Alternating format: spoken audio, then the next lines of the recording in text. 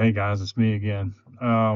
So I had a friend of mine tell me to go to this channel and check this out. It's a story where a lady buys a brand new camper and she's got some issues with her system. But there's some of the things that she says in the story that have us as techs kind of questioning the situation. So I mean, I guess there might be more to the story that she's not really telling.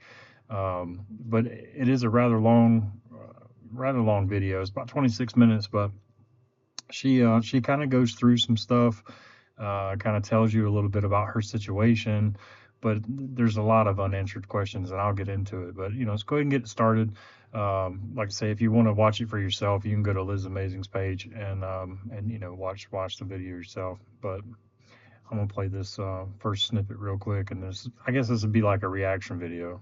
For that, first, Dara's story. This is our third. Our second camper was a bit of a nightmare, but it was used. My exact words were, I'm buying a new one this time so that we have absolutely no issues. We're not going to deal with the stress. I unfortunately went through an unwanted divorce in the not too far past. My son turning 18, I really wanted to spend a summer with him. So this was kind of our little bit of release from working constantly and not getting to spend a lot of time together. We decided to take a seasonal summer job. I'm an online coach and counselor. This camper was going to be our home for the next 5 months. We came out to Montana to do some work camping along with running my practice. We purchased a Forest River, which was a brand new 2025. It's a Surveyor Legend.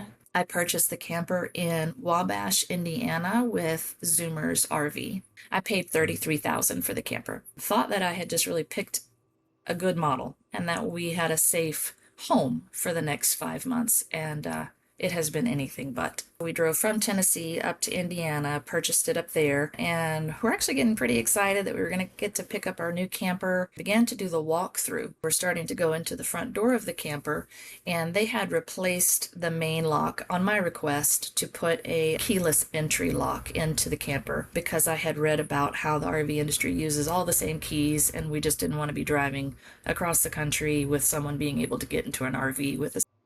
Okay, so first of all, I don't know why, with all the editing that's being done in this video, that they had to leave in the fact that she's went through a divorce. I get what she's saying. I mean, like, her son's turning 18, whatever. Secondly, those locks are crap. Yeah, leave your keys in at one time, let the battery go dead. I'll show you how to get into that camper any kind of way you want to, really. But yeah, those things are terrible. They don't fit very well. I actually had one, I think it was last week around like Wednesday or Thursday. This guy had to order a brand new door for his camper because he ordered one of those locks, and sliding it into the hole where his old door lock was, it was about a 1/4 inch too wide, I think, or deep, where the what is it called, the door latch part comes through the actual door framing. And anyway, he shattered the glass. It was a glass door. He shattered the glass from one end to the other, and had to buy a whole new door, and it wouldn't fit on the new door because of that same issue. And I showed it to him, so he had to take it back. But he said that when he tried to put it in, he kind of smashed it in there, and that's when the door shattered. But they're not that great. I mean, honestly, yeah, I get it. The whole idea of somebody else might, having your key. I don't know. There's over 99 something different key numbers, I think, at least on one series. And then I think there's a whole nother series that they put out. But anyway, I'm not all that worried about the key thing, but it gets deeper. A single mom and a child. So we went to open the door, and I'm standing there with the saleswoman that sold it to us. I can't get the door open. I'm pulling it, I'm yanking it, and I'm unlocking it this way and that way. And she's saying, oh, it's probably just really hard. It's really hard. Finally, my son comes over and really just, puts his hand behind it, puts all of his force and opens it. And she says, oh, it's probably just sticky. That's all it is. So I let it pass. We did the rest of the walkthrough. Couldn't really tell anything else wrong with it, but I didn't really, dig around. A couple days later, we realized that a lot of the facade was missing on the sconces and stuff. They just didn't finish them out, but still didn't know any big issues were there because you couldn't see them. So we didn't know. From there, I do like the fact that they say they gave her a walkthrough. I will tell you that walkthroughs can be rather rushed. Um, if you get a walkthrough and you buy a camper, like a newer model or whatever, really make these people turn everything on, show you how everything operates. If they don't mind you doing it, record the whole thing. Just, you ain't got to point the camera at their face or nothing, but just kind of record the whole thing, pointing it at whatever they're touching. Really, really pay attention. For one, being able to go back and listen to how they tell you how to operate things is important. For two, if something's not working, you can have that video recorded proof that, hey, I asked her if I could record it. It wasn't working. During the walkthrough, she said or he said that they would fix it, and it's still not fixed, right? But you want to watch everything, make sure everything's working. That's really important. All right, now she's going to go into talking about the warranty. And she talks about how the guy like tries to juke him out or juke her out of some money or something and tell her that the whole thing's costly, like $4,000. I'm gonna say this: if you go there and you sit down at the table, yeah, you can probably get your extended warranty cheaper. At least that's what she was trying to do with him. She ends up not buying the extended warranty right away, and then the guy tells her, well, now it's going to be a used camper if you come back like a day from now, even 1 day from now, and you try to buy it later, I'm going to have to jack the price up. Well, I mean, it is what it is if that's how they want to do it. But you can have an extended warranty. I do highly recommend it if you're going to keep the camper for more than the year that you're, purchasing the camper for. But anyway, this is her talking about the first issue she's found. Well, if you do, you do. I just can't do that right now. My son noticed one of the largest compartments on the camper holds like the kitchen area. There's an outdoor kitchen area. My son's kind of pushing it, and he says, Mom, this door doesn't close. No matter what we did, we couldn't get the little latch to close. So he says, we need to ask them to come back and see if they can fix it. So they bring one of their mechanics up. We wait a while, and he says, no, you're right. The latch is broken. It's actually like that from the manufacturer. It looks like there was a little piece on it that had been put there wrong. And as I was talking to the mechanic that was working on it, he says to me, I actually worked at headquarters. I was on the manufacturing line before I came here to Zoomers. And he says, this is how we make them. We run them out as fast as we can because it's about money and it's not about quality. That was a little dampening right there. Okay, so she goes out, does the walkthrough, goes and sits down, signs paperwork, goes over the warranty.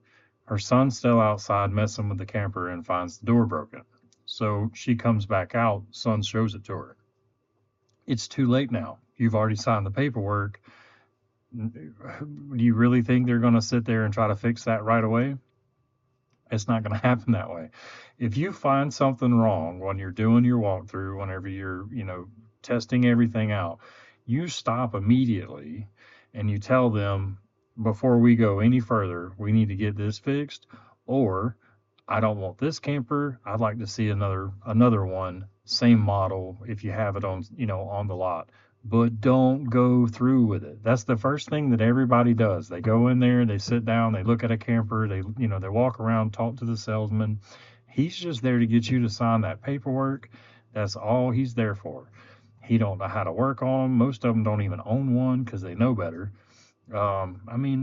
Seriously, go and sit down and listen to these people. And any kind of story like this, it happens all the time. They go inside the store, they sign all their papers, all the buying this, buying that, all this paperwork for warranties for the camper itself, whatever. And then they never go back and check everything in the camper. They want to go and test it out when they get it home. It's too late at that point. So anyway.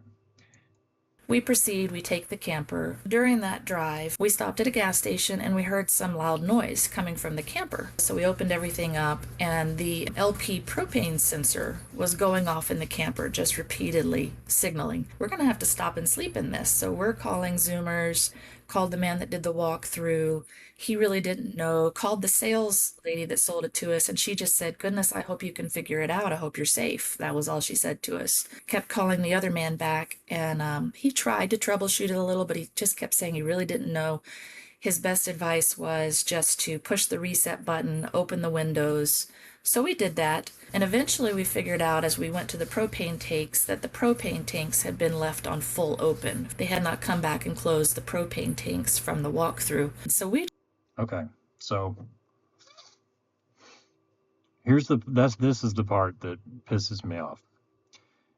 If you are with your family and you are at a gas station and you hear the propane alarm going off after who knows how long you've been sitting there putting gas in or whatever, there's got to be something going on.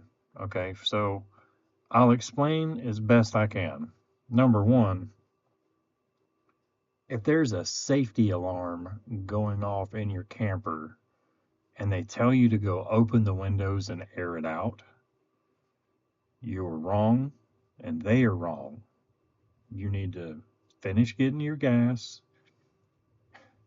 go hang the thing back on the nozzle, and then drive that thing back to the dealership ASAP and make them do a full checkup. Now, that's point number one.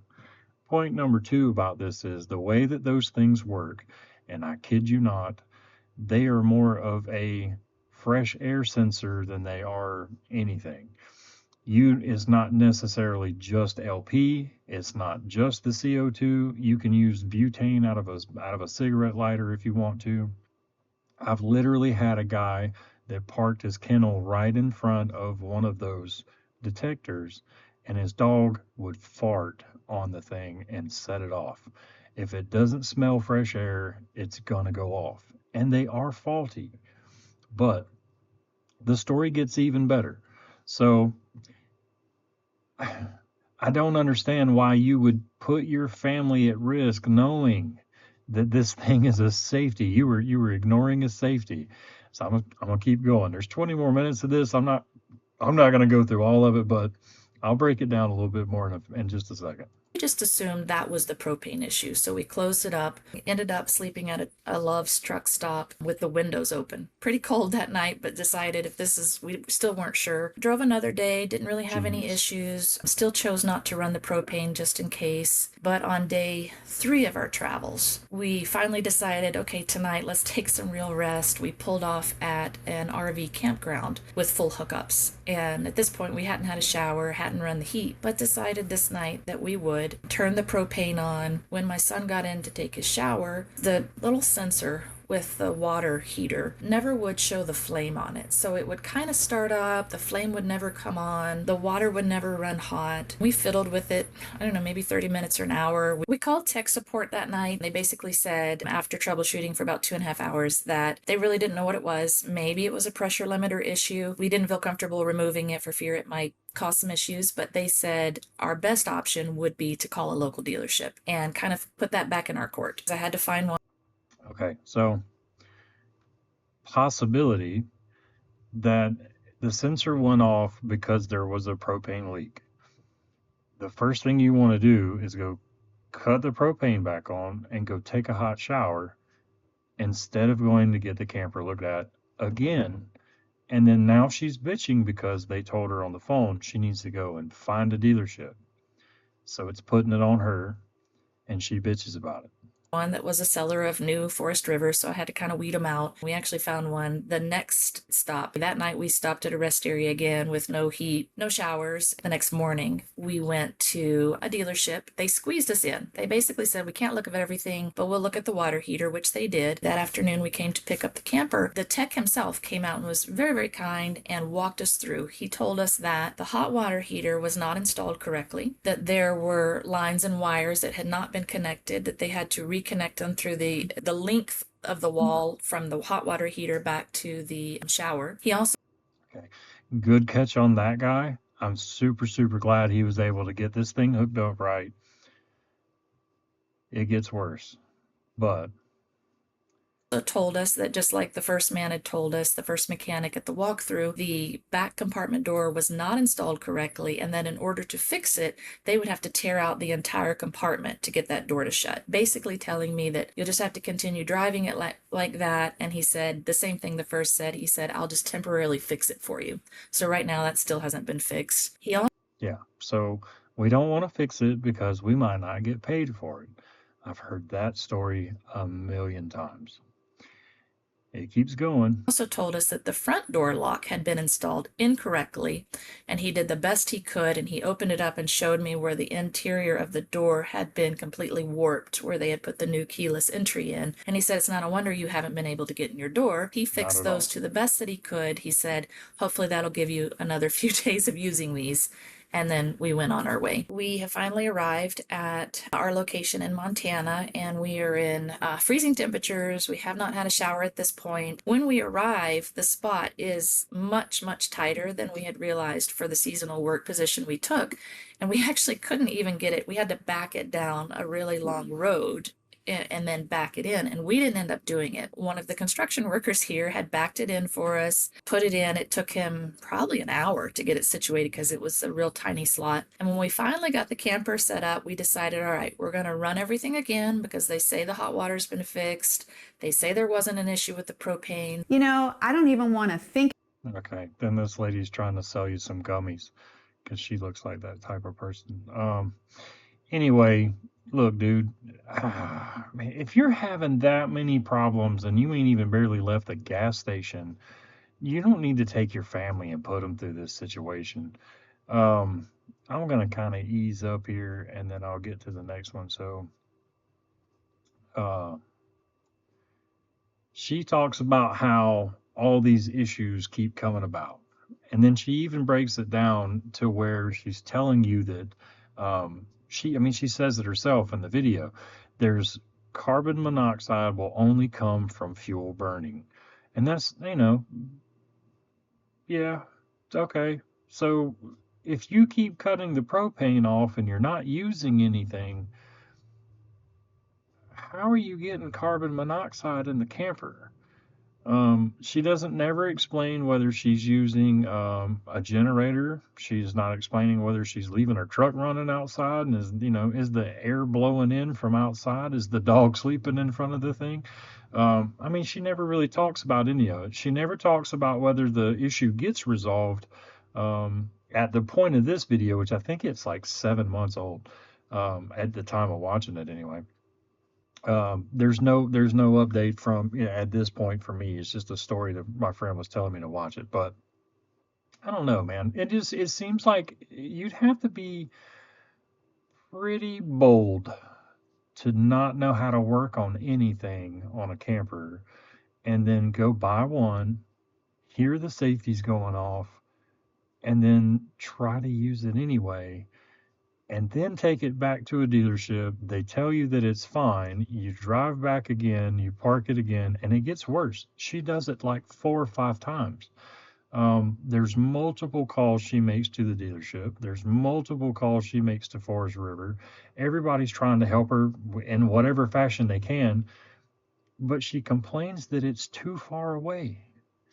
So you'd rather put your family at risk because it's too far away. It's a 3-hour ride, both ways, whatever.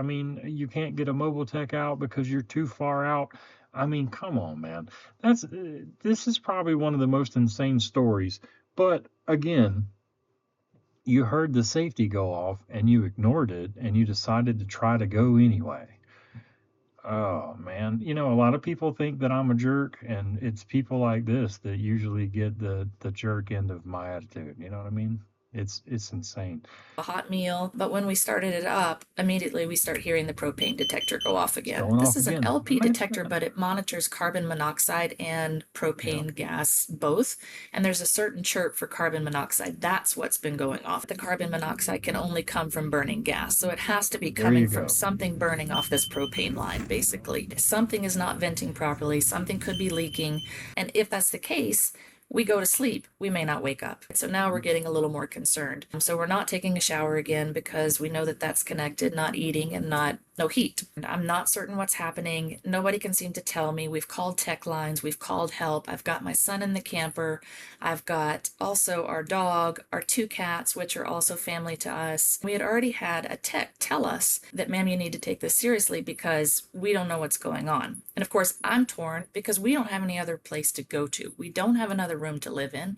I don't have the money for extra hotels at this point because I've spent all of this money on what I thought was a livable situation. I am now contacting for.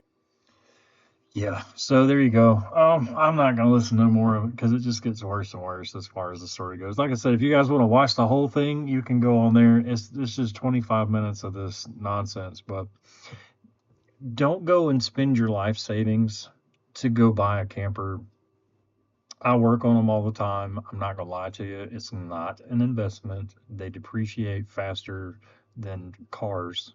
Um, and you know, even a very well built camper needs maintenance, like constant, proper maintenance.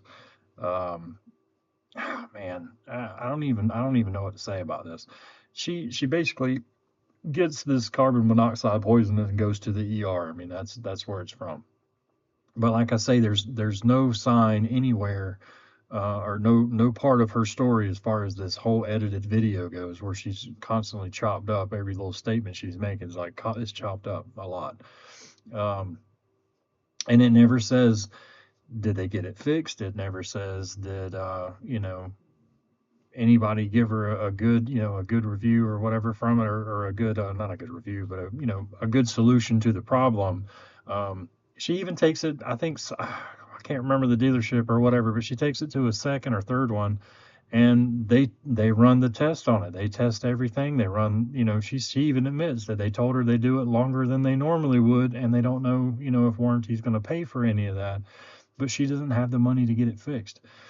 If you don't have the money to go and buy it and be able to like put it in the shop if you need to, and have a place to stay for a couple of days to have these issues looked at, you don't need the camper. I understand people think this thing's like a brand new house. They're not. RVs are toys. They're recreational vehicles. Um, God, man, people just do some of the craziest stuff and then have the nerve to complain about it. It's crazy. And last but not least, the part where she's talking about having to get a construction worker to back the camper down the road, and it took him like an hour. Man, if you go and buy a camper and you don't practice driving any kind of trailer, anything, that's a whole nother skill. It just drives me crazy watching stuff like this and hearing some of these stories. But like I said, I think I said it in my first video, like find yourself an empty parking lot and practice. If you don't do anything else, practice.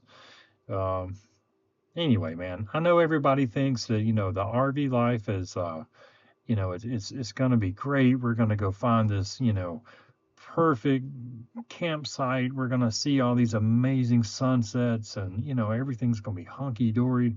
But I'm going to tell you right now, if you're not good at problem solving, if you're not fully aware of, everything that needs to be checked out or what needs to be done on a camper, you need to do some video watching. You need to learn, you need to find out what tools you need and take care of the camper, for one. For two, when you get out there, be ready to do some problem solving. I mean, if you're going to go out there and do the RV lifestyle, man, more power to you. But you need to be flexible, and you need to be very intelligent about what you got going on. Don't complain that it's too far away if something breaks on it. I mean, I get it, but you also don't need to be out there buying a $33,000 camper and can't even afford the warranty on it, and then complain that something's broke. Like, these things break. These things have problems. Um, I mean, you go and take it down the highway and beat the crap out of it at, 60, 70 miles an hour. It's probably not going to be in one solid piece whenever you get there. I am glad to know that the one guy did find the wiring was not hooked up on the water heater properly. It still doesn't explain that. Later in the video, she does talk about, too, how her son was taking a shower, and she decided that while he was in the shower, she was going to go clean a dish or two and use the hot water. They're not houses. I mean, hell, even if you got a house that's out, on well water, if somebody's in the shower and you go flush flush the toilet, they're going to get scalded in the shower, right? So it's not that much different. But yeah, the water lines are extremely small in these. They're only 1/2-inch lines, ran all the way through them. Man, it just blows my mind the way people do stuff. But Let that man take a shower. You can wash some dishes whenever he's done. You know what I'm saying? Jesus. Anyway, guys, um, go give Liz Amazing Sauce, YouTube channel. Give her a shot. See if you can find anything else. And if you guys want me to react to something, I'll be more than glad to tell you anything I can. But I don't know where she's at with this whole thing, but I'm over it. I mean, I can't help. I can't help her situation any. I believe that where they're at is actually in like legal proceedings or something at the time of the video that was 7 months ago. So I don't know what's going on after that. But watch it if you want to, and y'all have a good night.